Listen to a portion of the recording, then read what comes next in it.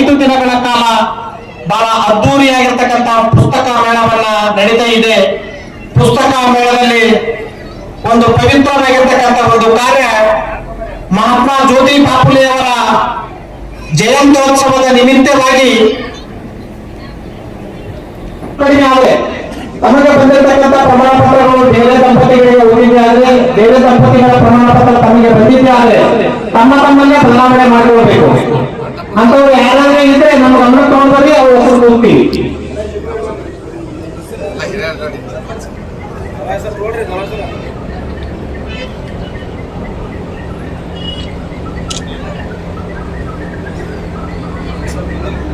ಸನ್ಮಾನವನ್ನ ಸ್ವೀಕಾರ ಮಾಡಿರ್ತಕ್ಕಂಥ ದಂಪತಿಗಳಿಗೆ, ಸನ್ಮಾನ ಮಾಡಿರ್ತಕ್ಕಂಥ ಗಣ್ಯಮಾನ್ಯರಿಗೆ ಇದು ಬಹಳ ಪ್ರಮುಖವಾದ ದಿನ. ಜ್ಯೋತಿಬಾ ಫುಲೆ ಅವರ ಇದು ಜನ್ಮದಿನ. ಇವತ್ತು ನಾನು ಈ ಪ್ರೊಫೆಸರ್ ಮಾತುಗಳನ್ನು ಕೇಳಿದ ಮೇಲೆ, ಆಮೇಲೆ ನಮ್ಮ ಹಿರಿಯರ ಮಾತುಗಳನ್ನು ಕೇಳಿದ ಮೇಲೆ ಇಲ್ಲಿ 2 ಸಂಗತಿಗಳು ನನಗೆ ತುಂಬಾ ಕಾಡಿದವು. ಬಹುಶಃ ನೀವು ಯಾವುದೇ ಕರ್ನಾಟಕದ ಇಂಟೆಲೆಕ್ಚುಯಲ್ ಮತ್ತು ಸಾಮಾಜಿಕ ಚರ್ಚೆಗೆ ಒಳಗಾಗ್ತಕ್ಕಂಥ ಸಮಾರಂಭಗಳಿಗೆ ಹೋದ್ರೆ 2 ವಿಷಯಗಳು ಕಾಡ್ತಾ ಇದ್ದಾವೆ. ಒಂದು, ಈ ಜಾತಿಯ ಸಮಸ್ಯೆಗಳನ್ನ ಬಗೆಹರಿಸಿಕೊಳ್ಳೋದು ಹೇಗೆ. 2, ಹುಟ್ಟಿನ ಮೂಲ ನಮ್ಮನ್ನು ಯಾಕೆ ಇಷ್ಟು ಕಾಡ್ತೈತಿ ಅಂತ.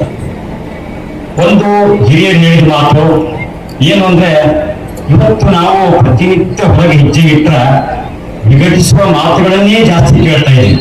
ಸಮಾಜವನ್ನು ಒಡೆದು ಹಾಕ್ತಾ ಇದ್ದೀವಿ. ಅದರ ಹಿಂದಿನ ಹುನ್ನಾರಗಳೇನು, ಅದರ ಹಿಂದಿರ್ತಕ್ಕಂಥ ಸಂಗತಿಗಳು ಯಾವುವು. ಈಗ ನಾವು ನಮ್ಮ ಸಮುದಾಯಗಳಲ್ಲಿ ನಾವು ಒಬ್ಬೊಬ್ಬರನ್ನ ಐಕಾನ್ ಆಗಿ ಇಟ್ಕೊಂಡಿದೀವಿ ಅಂತಂತಂದ್ರೆ ಅದೊಂದು ದೊಡ್ಡ ರೆಸ್ಪಾನ್ಸಿಬಿಲಿಟಿ, ಅದೊಂದು ದೊಡ್ಡ ಜವಾಬ್ದಾರಿ. ಅದು ಇವತ್ತು ಇನ್ನೊಂದು ಮಾತನ್ನ ಹೋತೆ ಸರ್ ಹೇಳಿದ್ರು, ಹುಟ್ಟಿನ ಮೂಲ ಬಾಬಾ ಸಾಹೇಬರಿಗೆ ಎಷ್ಟು ಕಿರಿಕಿರಿ ಮಾಡ್ತು ಅಂತ ಹೇಳಿ.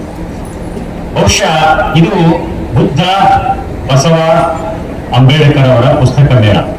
ಇವರು 3 ಜನರಿಗೂ ಒಂದು ಇಂಟರ್ಲಿಂಕ್ ಇದೆ. 3 ಜನರಿಗೂ ಒಂದು ಇಂಟರ್ಲಿಂಕ್ ಇದೆ. 3 ಜನರಿಗೂ ಕಾಡಿದ್ದು ಕೂಡ ಈ ಬದುಕಿನ ಮೂಲ ಮತ್ತು ಹುಟ್ಟಿನ ಮೂಲ.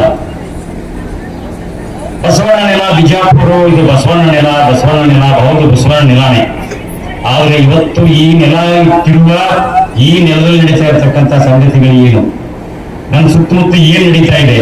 ಇವತ್ತು ಇಷ್ಟು ಜನ ಶಿಕ್ಷಕರಿಗೆ ಸನ್ಮಾನ ಆಗಿದೆಯಲ್ಲ, ಬಹುಶಃ ಅವರೆಲ್ಲ ಶಿಕ್ಷಕರ ಮಕ್ಕಳು ಕೂಡ ಈಗ ಅವರು ಕನ್ನಡ ಶಾಲೆಗಳಿಗೆ ಹೋಗ್ತಾ ಇದ್ದಾರೋ ಅಥವಾ ಪ್ರೈವೇಟ್ ಸ್ಕೂಲಿಗೆ ಹೋಗ್ತಾ ಇದ್ದಾರೋ ಗೊತ್ತಿಲ್ಲ. ನನ್ನ ಮಕ್ಕಳು ಕೂಡ ಈಗ ಪ್ರೈವೇಟ್ ಸ್ಕೂಲಿಗೆ ಹೋಗಿ ಬಂದ ತಕ್ಷಣ ಅವರು ಹೇಳ್ತಕ್ಕಂಥ ಮಾತುಗಳನ್ನು ಕೇಳಿ ನನಗೆ ಎದಿಜಿಲ್ಲ ಅಂತದ್ದು.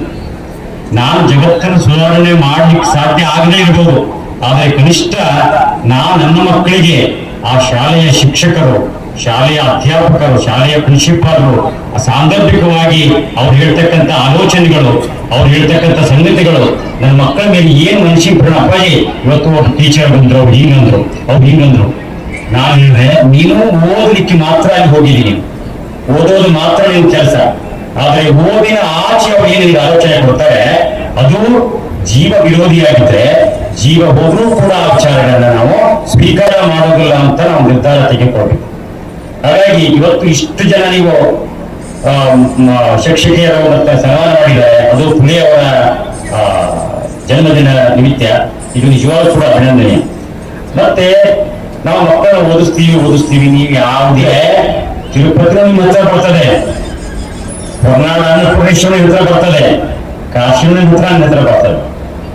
ಆದ್ರೆ ಇವತ್ತು ಏನಾಗಿದೆ, ಆನೆ ಏರಿಕೊಂಡು ಹೋದಿರಿ ನೀವು, ಕುದುರೆ ಏರಿಕೊಂಡು ಹೋದಿರಿ ನೀವು, ಕುಂಕುಮ ಕಸ್ತೂರಿಯ ಪೂಷಿಕೊಂಡು ಹೋದಿರಿ ಅನ್ನ, ಸತ್ಯದ ನಿಲುವು ನದಿಯದೆ ಹೋದಿರ ಕೂಡಲ ಸಂಗಮ ದೇವ.